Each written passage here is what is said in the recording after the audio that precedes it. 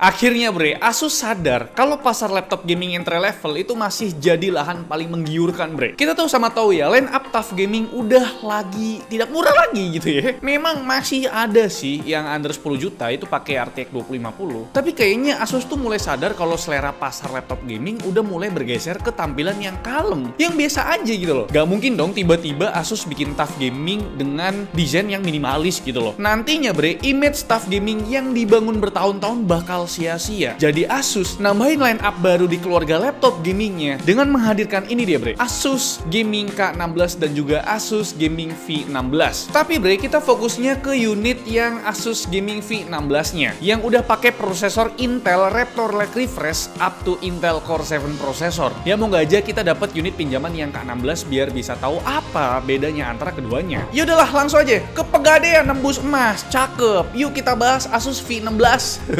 Gamingnya nggak ada sih. Tapi sebelum itu jangan lupa untuk subscribe dulu karena bentar lagi 400.000 subbreaker nih bro.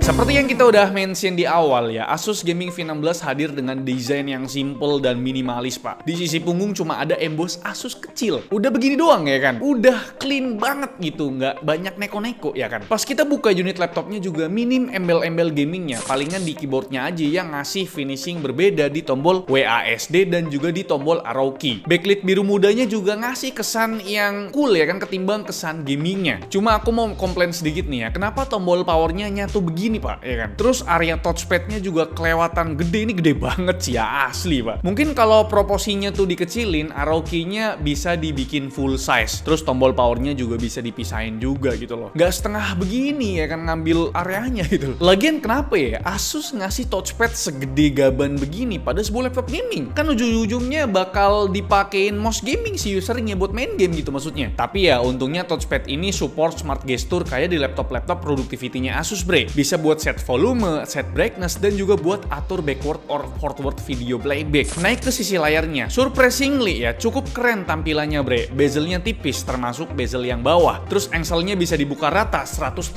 derajat begini dengan satu jari aja secara smooth ya. Spesifikasinya sendiri pakai panel IPS berukuran 16 inci dengan resolusi Full HD plus 1920x1200p. Dan buat refresh rate-nya sesuai standar laptop gaming ya di 144Hz bre. Tapi memang buat kualitas panel IPS-nya kena sunat nih bre. Coverage gambut sRGB-nya cuma di 60% sRGB. Buat data brightness-nya minimumnya udah cukup redup buat kelasan panel IPS. Tapi maksimumnya masih ya biasa-biasa aja di kisaran 300-an nits bre. Dan buat data akurasinya dari 24 sampel warna rata-ratanya sih udah cukup bagus sekitar 2 delta E. Tapi itu nggak terlalu berarti karena coverage gambutnya cuma 65% sRGB. Dan soal build quality-nya ini emang masih full plastik ya, tapi bukan Asus namanya kalau nggak punya standar military grade buat body laptopnya ini bre. Asus Gaming V16 udah dapat mil STD810H. Jadi walaupun masih line up entry level, Asus tetap perhatikan durability-nya nih. BTW buat dimensinya cukup tipis ya buat sekelasan laptop 16 inci. Cuma 22 mm bre. Bobotnya juga masih ya di bawah 2 kg. Ya di bawah rata-rata laptop gaming yang biasanya punya bobot sekitar 2,5 kg. Dan buat percolokan duniawinya gimana? Buatku pribadi pas-pasan aja bre. Ada port power, port HDMI full size, port audio, dan 3 buah port USB yang salah satunya berupa USB Type-C. Biasa aja kan? Sebelum bahas spesifikasi, kita mau lihat dulu baterainya gimana nih. Apakah masih jadi sahabat adapter juga seperti di laptop gaming pada umumnya? Ternyata tidak bre. Ini poin plus lah bisa dibilang. Walaupun untuk kapasitas baterainya bukan yang paling besar, ini di 65 Wh, tapi menurut pengujian kita bisa bertahan sampai 7,5 jam bre. Ini jadi salah satu laptop gaming dengan baterai terawet bre. Sebenarnya ada TUF Gaming F15 yang pakai 4050 plus Core i7 12700H. Itu baterai life-nya bisa tembus 10 jam. Tapi emang kapasitasnya tuh gede banget di 90 Wh. Sedangkan untuk charging time-nya berbekal adapter 150W ternyata masih kurang kenceng bre. Butuh waktu 2 jam lebih buat ngecharge sampai full. Mungkin karena faktor colokannya yang belum Type-C ya. Dan sekarang kita bahas dapur pacunya nih. Unit tes kita kali ini ditenagai prosesor Intel Core 5 210H.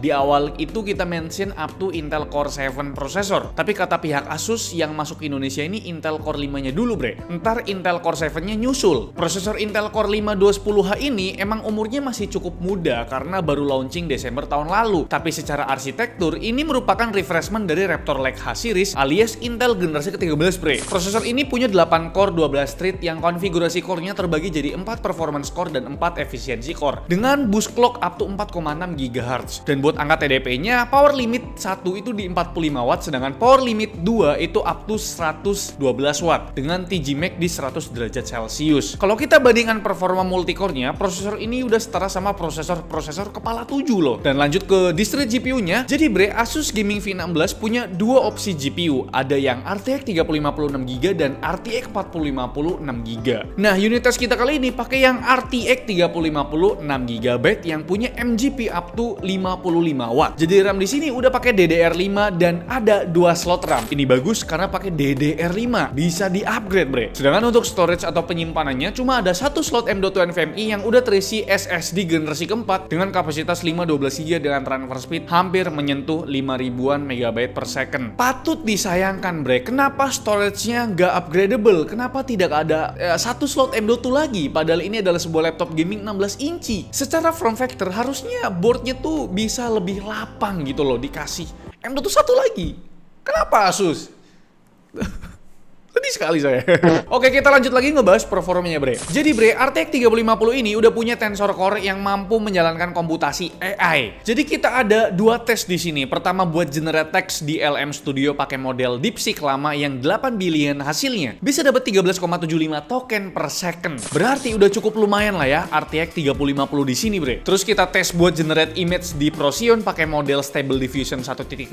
Hasilnya RTX 3050 membutuhkan waktu sekitar 11 detik buat generate satu image bre. Dan selanjutnya kita juga tes buat kemampuan produktivitas. Pertama kita tes buat rendering 3D. Walau udah punya teknologi optic render, ternyata kemampuan RTX 3050 di sini masih berasa kurang bre. Buat render image scene BMW masih tembus 30-an detik. Tentu masih belum efisien ya, tapi kalau buat sekedar belajar 3D buat pemula harusnya ini udah lebih dari cukup lah. Dan kalau kemampuan editing videonya gimana ini bang? Kita tesnya pakai Premiere Pro 2025. Jujur buat ngedit konten 4K harus agak bersabar pas lagi preview. Delaynya berasa bre, bahkan udah diturunin ke 1/4 pun masih tetap berasa bre. Jadi ku sarankan sih ngedit di laptop ini pakai ya video 1080p aja lah. Render time konten 4K juga masih kurang efisien. Video 4K berdurasi 1 menit butuh waktu 46 detik bre, sedangkan video 1080p berdurasi 1 menit bisa dirender dalam waktu 16 detik. Jadi udah jelas ya bre, ngedit di laptop ini ngedit video 1080p aja biar lebih cepet dan lebih efisien lah. Dan sampailah kita ke pembahasan yang paling ditunggu-tunggu, apalagi kalau bukan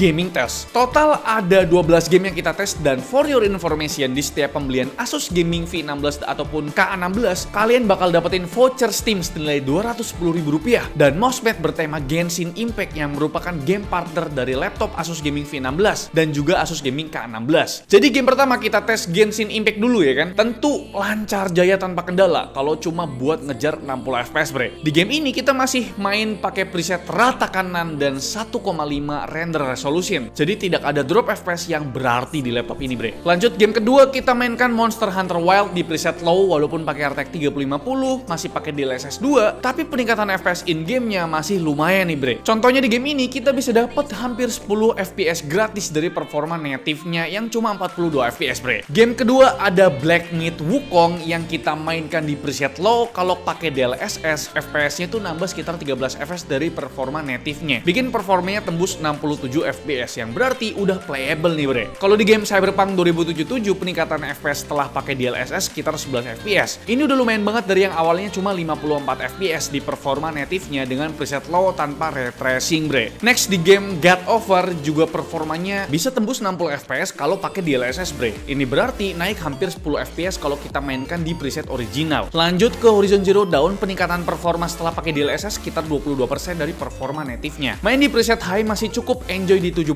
FPS rata-ratanya bre. Game ketujuh ada Assassin's Creed Mirage, kita tes di preset low kalau tanpa bantuan DLSS masih belum menyentuh 60 FPS nih. Dan pas udah pakai DLSS quality langsung nambah 16 FPS jadi sekitar 74 FPS rata-ratanya. Next ada game Far Cry 6, ternyata main di preset high masih sangat enjoy hampir 80-an FPS asalkan nyalain fitur FSR-nya. Karena kalau performa native gamenya itu cuma dapat 58 FPS rata-ratanya. Terus kita tes juga game racing di Forza Horizon 5 ini kita mainkan dengan preset high, hasilnya sangat enjoy aman di 80 FPS asal pakai DLSS quality bre. Mulai masuk ke pembahasan game kompetitif mulai dari Dota 2 yang kita mainkan di preset high dengan 80% screen render, rata-ratanya hampir 90 FPS tapi memang kalau di fight scene itu agak drop ke 60-an FPS bre. Next buat main game CS2 kita tes pakai preset low aja dan dibantu FSR balance, hasilnya sangat enjoy dimainkan bareng layar laptop ini yang punya 144Hz refresh rate. Dan terakhir ada game Valorant, main di preset rata kiri dapat rata-rata di 180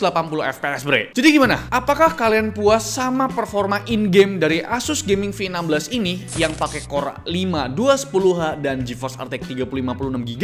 Aku pribadi sih ngerasa sekedar cukup aja sih bre. Setidaknya game-game AAA masih tembus 60 FPS meski harus digendong sama fitur DLSS. Mungkin kalau TGP GeForce RTX 3050-nya dilepas ke 75W atau 95W, performanya bisa lebih mendingan bre. Tapi kalau dilepas staff gaming apa kabar sih? Tapi pasti Asus punya alasan mengapa TGP RTX 3050-nya agak di limit. Apakah karena cooling sistemnya? Pas kita bongkar dan lihat sekilas, ini sih cooling sistemnya proper banget ya pak. Asus sebut sebagai teknologi Asus Ice Cool ya kan. Konfigurasinya terdiri dari 2 buah heat pipe, 2 buah kipas, dan 2 buah heatsink buat pembuangan panasnya bre. Tapi pas aku lihat case bawahnya ini, loh kok tidak ada bolong-bolongnya pak? Terus gimana dong intake-nya ini? Ada sih sebenarnya, cuma sedikit grill atau lubang gitu loh. Tapi kecil banget gitu pak. Ini kira-kira engineer-nya Asus tuh gimana ya?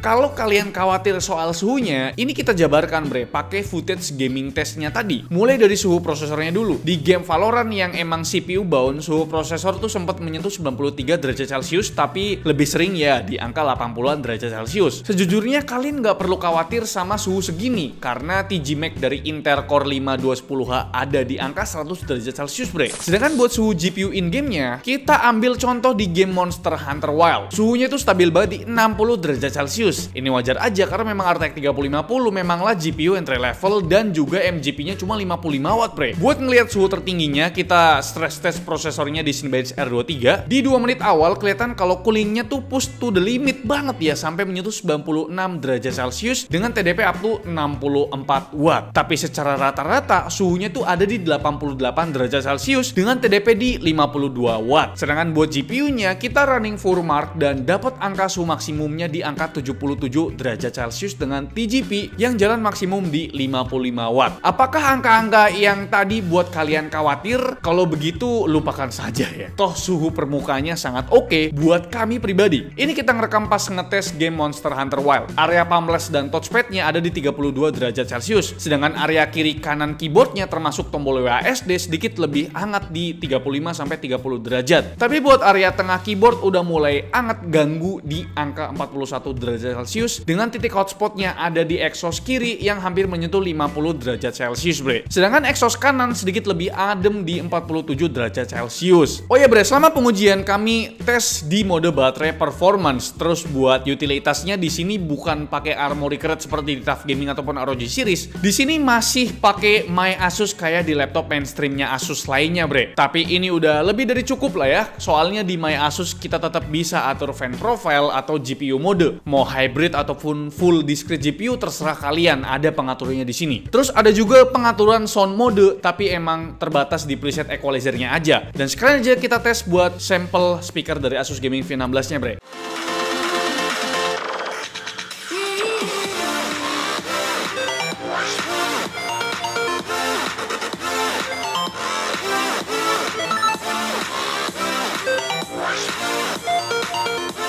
Soal webcamnya di sini udah mantep bre, soalnya bisa ngerekam video 1080p 30fps dan juga dilengkapi privacy shutter. Dan berikut untuk sampel webcamnya. Dan ini deh bre untuk kualitas perekaman menggunakan webcamnya dari laptop Asus Gaming V16 yang resolusinya itu di 1080p 30fps. Soalnya jarang banget ya ada laptop gaming yang dikasih webcam 1080p. Biasanya mah mentok-mentok 720p ala kadarnya. Tapi menurutku webcam di Asus Gaming V16 ini udah cukup proper 1080p-nya. Ini di kondisi ruangan yang cukup cahaya. Agak remang-remang memang. Tapi untuk noise-nya ini masih bisa diterima lah ya bro. Yang penting kan ya mukaku kelihatan gitu loh. Terus ada privacy shutter-nya. Tuh, ya kan? Tapi sayangnya tidak ada fitur Windows Studio Effect di sini. Dan untuk mikrofonnya sudah dual stereo. Tapi gimana menurut kalian? Komen di bawah untuk webcamnya si Asus Gaming V16. Terakhir seperti yang kita biasa mention, poin-poin sisanya mulai dari konektivitas. Selain port LAN tentu Wi-Fi-nya udah Wi-Fi 6E dan Bluetooth-nya udah versi 5.3. Terus buat OS-nya kalian nggak perlu repot-repot beli serial key buat lisensi Windows-nya. Soalnya di sini udah include Windows 11 Home teraktivasi. Dan karena ini Asus, soal after sales-nya tidak payah tanya-tanya lagi bre. Sekarang masa garansinya udah diperpanjang jadi 3 tahun garansi internasional. Terus Asus juga ngasih garansi ekstra berupa Asus Perfect Warranty selama 1 tahun yang mencakup garansi EDP atau accidental damage protection. Dan kesimpulannya, Asus Gaming V16 jadi dobrakan baru di pasar laptop gaming entry level. Asus ngasih SRP di 12 jutaan buat V16 yang RTX 3050 dan 14 jutaan buat RTX 4050 bre. Dengan nama besarnya, harusnya sih Asus bisa jual Asus Gaming V16 ini layaknya kacang goreng ya. Lagi pula barangnya juga bagus bre. Ini kalau fotonya dikasih lihat ortu kalian ya, pasti approved lah. Auto beli itu orang tuanya setuju gitu ya kan. Loh wong nggak ada kesan gamingnya sedikit pun kok. Baterainya juga di luar ekspektasi bre. Terus webcamnya juga udah 1080p dan masih banyak poin plus lainnya yang bisa kita jabarkan. Palingan hal yang perlu kalian perhatikan mulai dari layarnya sama SSD-nya aja sih. Atau menurut kalian masih ada hal yang kurang dari laptop ini? Coba komen di bawah ya bre. Itu dia kira-kira untuk ulasan atau review lengkap dari kami mengenai Asus Gaming V16. Gimana menurut kalian? Coba komen di bawah. Atau kalian penasaran sama Asus Gaming K16? Komen aja di bawah bre. Like video ini kalau kalian suka, dislike kalau kalian jelek banget, dan jangan lupa untuk tekan tombol subscribe yang warna putih karena bukan warna merah lagi. Salvian selaku channel. Terima kasih, sampai jumpa di video selanjutnya. Bye bye.